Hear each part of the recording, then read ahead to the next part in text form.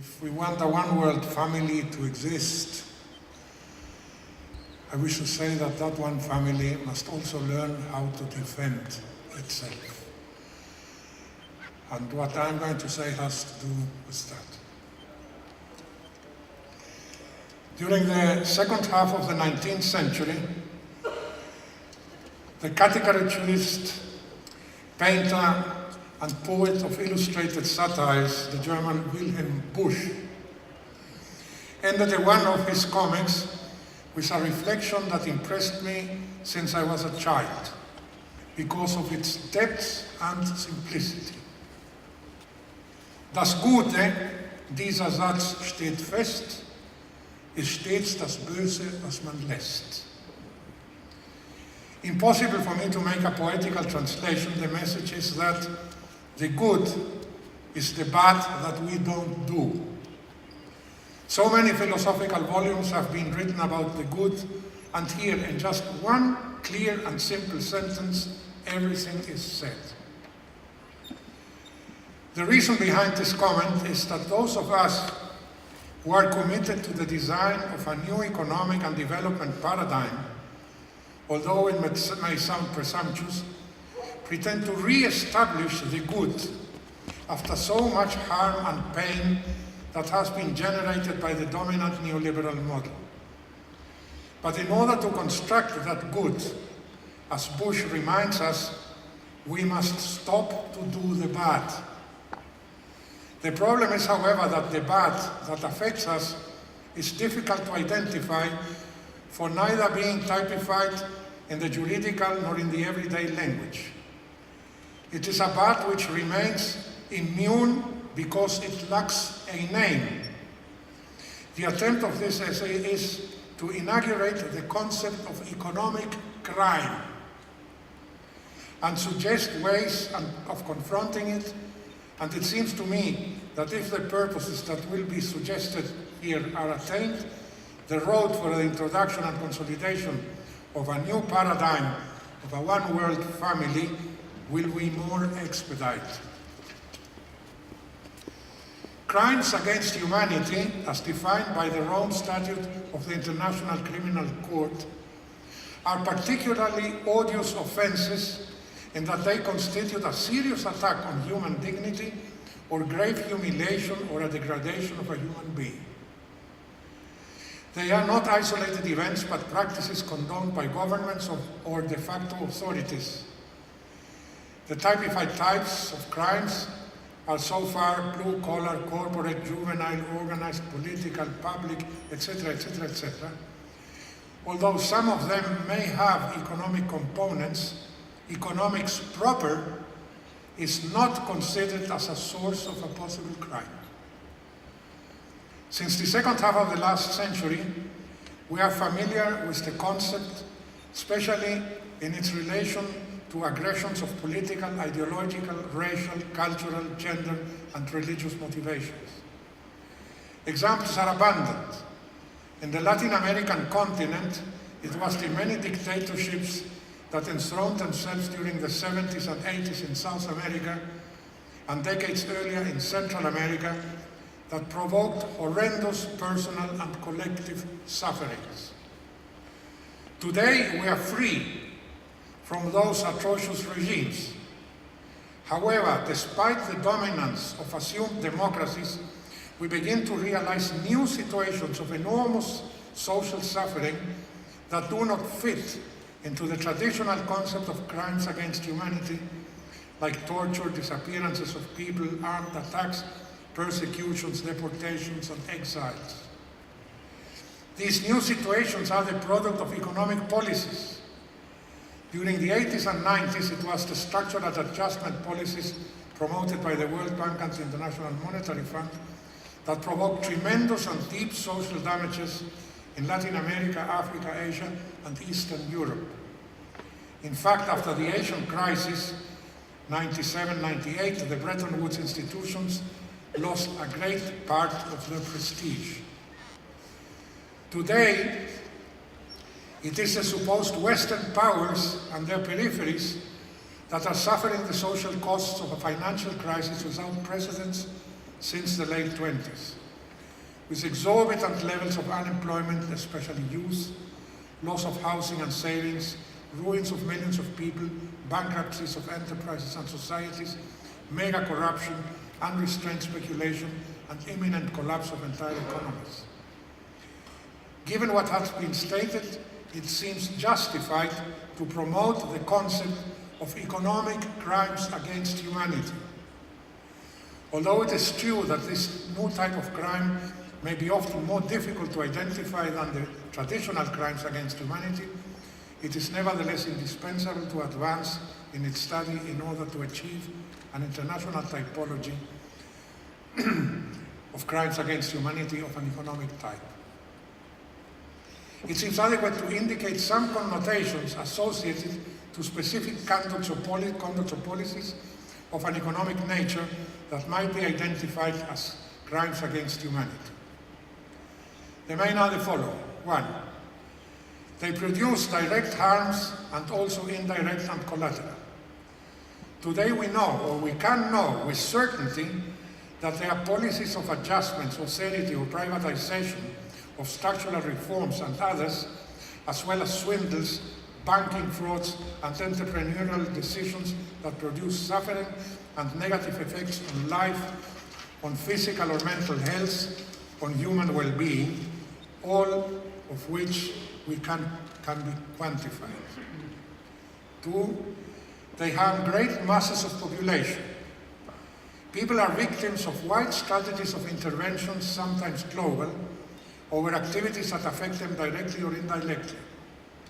Today, for example, in Spain, for the first time in its history, more people die because of suicide than because of traffic accidents.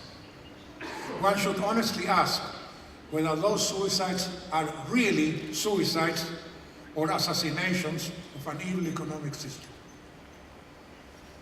3, the harms that are produced can be known beforehand, yet in spite of it, they are carried out. For example, it is perfectly well known that cuts in misnamed social spending, it should be social investment, produce effects that can be evaluated with great precision in mortality, in suicides, in the expansion of certain diseases, and in the increase of poverty and others. 4, the harms are part of a balance of asymmetric effects. The economic measures and conducts that can be considered to be crimes against humanity never produce just one negative effect on one part of society. They also produce considerable benefits for certain minority power groups. In fact, it is the purpose to obtain those benefits that induces such conducts. The result is always an alteration in the distribution of wealth in favor of one part, normally the most privileged of the society. 5, the economic conducts and policies that produce such harms are based on ideological presuppositions. Against what may be supposed, they are not sustained by any technical analysis that ensures the convenience and benefits of their application. Precisely because they are intended to benefit the power groups, they are expressed with a rhetoric of apparent rigor, but the consequences of which will not and cannot be demonstrated ex ante. In fact, it will be easily proven ex post that almost always they produce effects that are exactly the opposite of what was argued for their justification and adoption. Hence, they are conducts based on a great dose of swindle and fraud against the population. They are policies and conducts that require the falsification of the language. When one asks, who are the ones responsible for the crisis? The answer normally is the markets. The truth is, however, that those supposed markets have a name and a surname. It is those who defended the uncontrolled liberalization of the financial markets, the executives and corporations that benefited from the excesses of the financial boom, those who permitted such practices, and those who now appear immune and robust with more public money in exchange for nothing. corporations such as Lehman Brothers and Goldman Sachs, banks that permitted the proliferation of rubbish credits, auditors that supposedly control the transparency of entrepreneurial accounts, and people like Alan Greenspan, head of the Federal Reserve during the Clinton and Bush administrations, who utterly opposed any regulation of financial markets.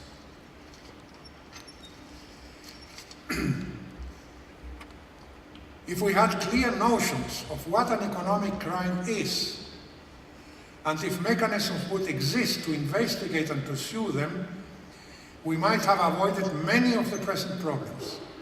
It is not a utopia. Iceland offers an interesting example.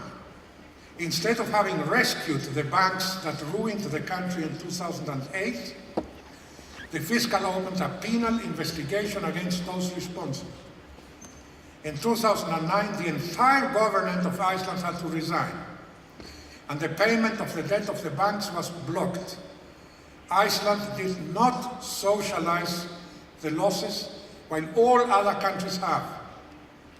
Iceland punished the guilty and let the banks sink.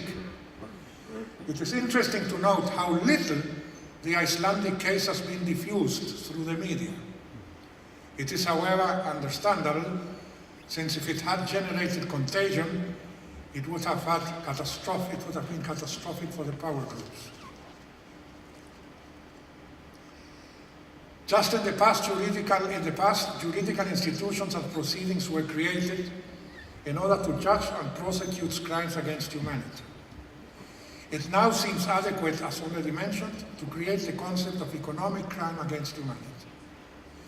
It is urgent that the notion of economic crime is integrated into the everyday language of citizens, and that in its transcendental importance be understood for the consolidation of an authentic democracy.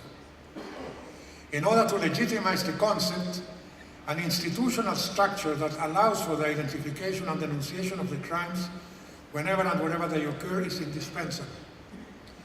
The proposal I make is therefore to create an international tribunal for economic crimes against humanity.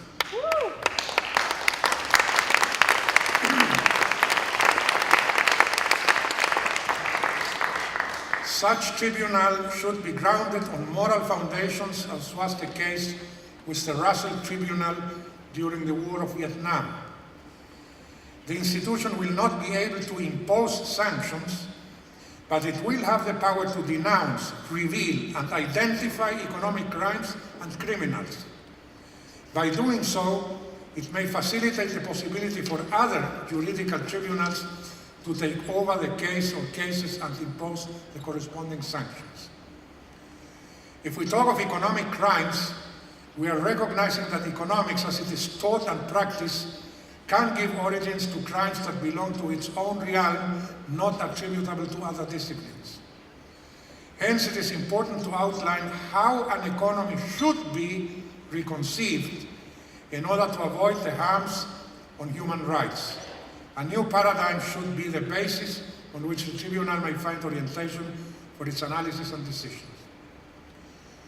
Following an initiative of the Kingdom of Bhutan, with the unanimous support of the General Assembly of the United Nations, a transdisciplinary group of 60 international experts has been convened with the purpose of designing a new economic development paradigm for the world. I am greatly honored to be one of the 60, and this paradigm should be presented to the General Assembly in 2014. The aims of the new paradigm should be the generation of happiness and well-being, in addition to ecological sustainability, fair distribution of wealth, and efficient use of resources. In other words, a one-world family.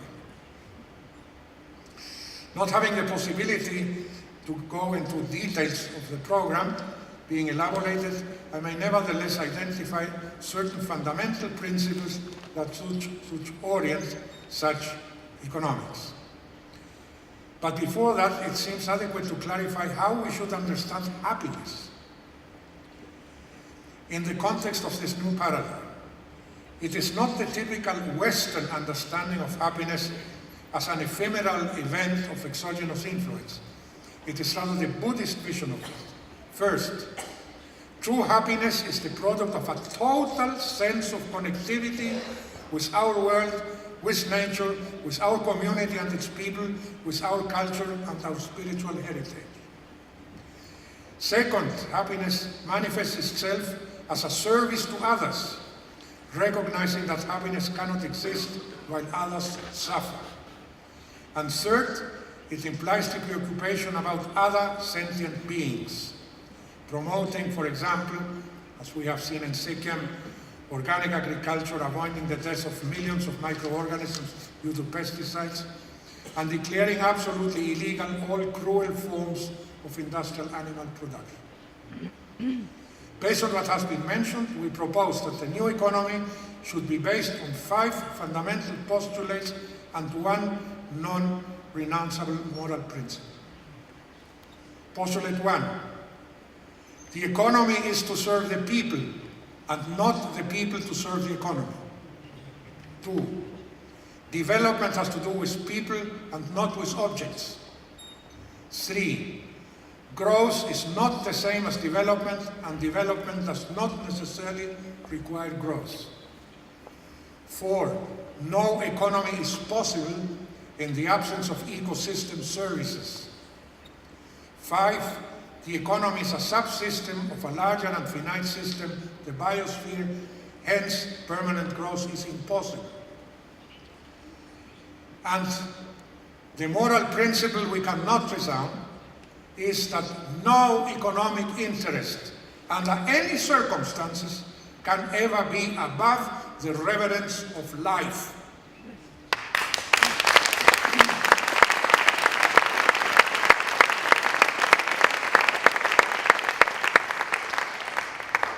It is not difficult to realize, going through the 6 principles, that one after the other, what we have today is exactly the opposite. It is also evident that if such principles were respected, the disasters of which we have been witnesses would never have happened. Having these principles of reference, the tribunal will be able to evaluate in each case the degree to which they diverge.